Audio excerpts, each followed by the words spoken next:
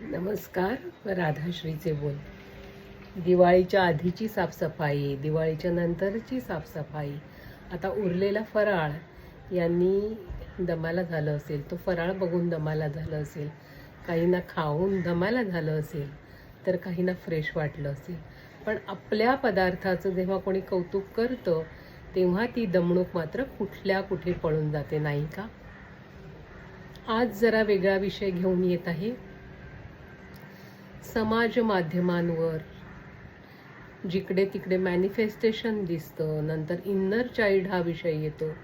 Inner child म्हणजे स्वतःला जे लहानपणापासून झालेले त्रास आहेत, जे त्या मुलाने भोगले आहेत, मग कोणी केलेलं कंपॅरिझन असो आणि काम क्रोध मद मत्सर या भावनांचा निचरा न होता त्याची साठवणूक असो, त्या इन्नर चाइल्डला हील करणं असं पण समाज माध्यमांवर दिसून येतं. थोडक्यात माणूस खूप स्ट्रेसमध्ये आहे या जमान्यामध्ये आणि पुढचं जे 2026 वर्ष येणार आहे ते असं असणार आहे की जे दिसतं तसं नसतं, कारण डोळे आणि कान याच्यात 4 बोटाचं अंतर आहे. त्यामुळे दिसणं आणि ऐकू येणं ह्यातल्या कशावर विश्वास ठेवायचा असं हे वर्ष असणार आहे. याचं कारण माझा संख्याशास्त्राचाही अभ्यास आहे. योगायोगाने मला चांगले गुरु लाभले ज्यांनी मला संख्याशास्त्र शिकवलं. मी त्याचे क्लासेसही घेते, ऑनलाईन ऑफलाईन. ऑनलाईन त्यांच्यासाठी ज्या स्त्रिया, ज्या भगिनी माता, ज्या मैत्रिणी खूप दूरवर राहतात त्यांच्यासाठी अर्थातच ऑनलाईन. कोरोनानंतर ऑनलाईनचा प्रचार खूप वाढला आणि ऑफलाईन त्यांच्यासाठी ज्या माझ्या जवळ आहेत, ज्यांना या ज्योतिष शाखेतली एखादी तरी शाखा आपलीशी करायची आहे, समजून घ्यायची आहे, त्यांच्यासाठी संख्याशास्त्र. आणि संख्याशास्त्र आणि पारंपरिक ज्योतिष याच्यात काहीही विशेष फरक नाही. असो, तो मुद्दा वेगळाच. मला आज गीतेबद्दल बोलायचं आहे.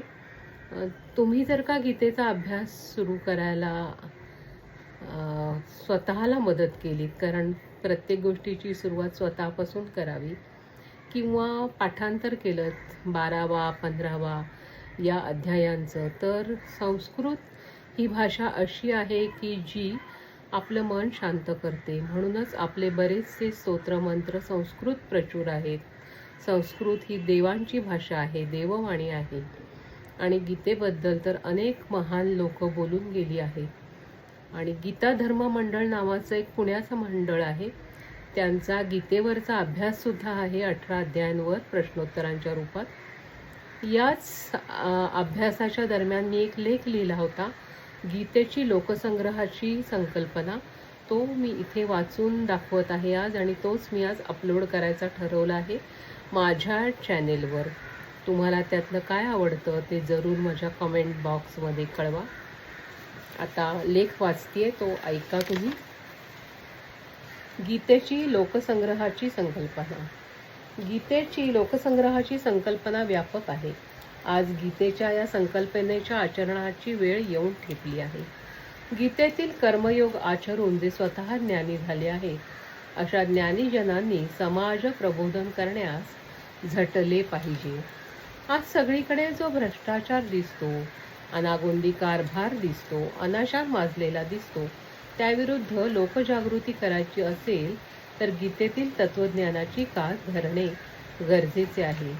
गीतेत सांगितलेला नित्यसंन्यास, समबुद्धी, निष्कामता, निर्द्वंद्व स्थिती या गोष्टी जो आचरतो तो आपोआपच समाज मनात श्रेष्ठता प्राप्त करतो.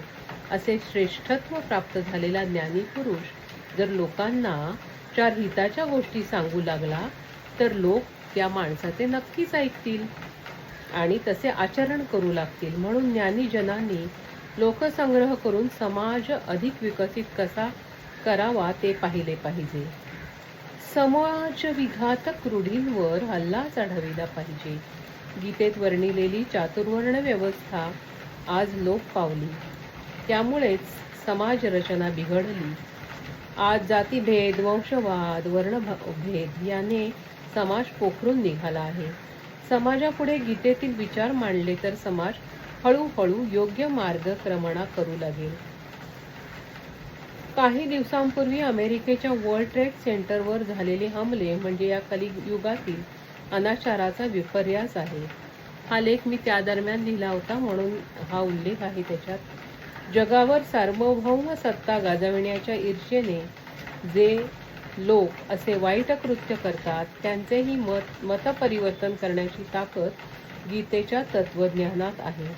भारताच्या स्वातंत्र्य लढ्यात गीता रहस्य हा महान ग्रंथ लिहिणाऱ्या लोकमान्य टिळक यांनी सार्वजनिक गणेशोत्सवाची प्रथा रूढ केली. मात्र आज तो उत्सव कुठल्या दिशेला गेला आहे ते आपण पाहतोच. प्रबोधन नाही तर नाही ती ढँगढँग गाणी तिथे लागलेली असतात. छत्रपती शिवाजी महाराजांच्या काळातील महान क्रियाशील संत श्री समर्थ रामदास यांनी तर लोकसंग्रहासाठी देह झिजवला. त्यांचा संदेश पहा. बहुत जनांची चाळवी नाना मंडळे हालवी असे म्हणून बालोपासनेसाठी त्यांनी ठिकठिकाणी श्री हनुमान मंदिरांची स्थापना केली. त्यांचे लोकांना चाळवणे म्हणजे चांगल्या कामासाठी त्यांना उद्युक्त करणे, प्रेरित करणे असे ते चाळवणे होते. त्यांचे हे कार्य श्री शिवाजी महाराजांच्या स्वराज्य स्थापनेस पूरकच ठरले. आजच्या काळात गीतेच्या तत्वज्ञानाचे थोर उपासक आता कैलासवासी श्री पांडुरंग शास्त्री आठवले हेही लोकसंग्रहार्थ फार मोठे कार्य करून गेले. ठाणे येथे त्यांनी तत्वज्ञान विद्यापीठाची स्थापना केली. तत्वज्ञान हे समाजातील सर्व स्तरापर्यंत पोहोचविले पाहिजे हे त्यांचे मत होते. लोकसंग्रहासाठी झटताना सामान्य जनांचा बुद्धिभेदही करू नये असे गीता सांगते. सामान्य जनात त्यांच्या कर्मातील गतीविषयी बुद्धिभेद केला तर त्यांचे जीवनच निरस होईल. म्हणून जो ज्या कामात आहे ते त्याला करू द्यावे. जे चांगले आहे ते प्रसंगानुरूप जनमानसात ठसविण्याचा प्रयत्न करावा. हेच गीतेतील लोकसंग्रहाचे काम आहे किंवा तेच तिला अभिप्रेत आहे. लोकसंग्रहाकारणे ज्ञानी करी भाषणे, करी देशाटणे, घडवी परिवर्तने असे झाले तर होई उन्नती समाज मनात, राष्ट्र मग नांदेल सुखाच्या शायेत. असेच होवो ही सदिच्छा. धन्यवाद. कमेंट बॉक्समध्ये आपल्या कमेंट जरूर कळवा.